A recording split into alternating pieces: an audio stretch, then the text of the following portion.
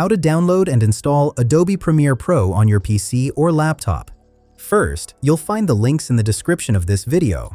Open the first link. Select your country and click on Free Trial. Here you'll see 3 plans: Individual, Students and Teachers, and Business. Choose Individual.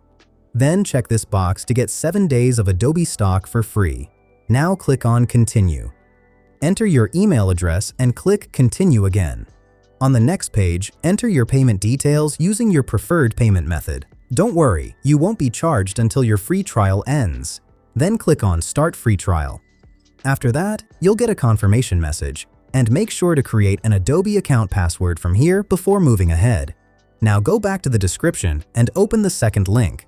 This will take you to the Creative Cloud download page. Click on the download button. Then double-click to run the installer and simply install the app. Open the Creative Cloud after signing in with that same account and go to the Apps section from the left side. Here you'll find Premiere Pro. Click on it, then click on Install, and Premiere Pro will start downloading and installing automatically.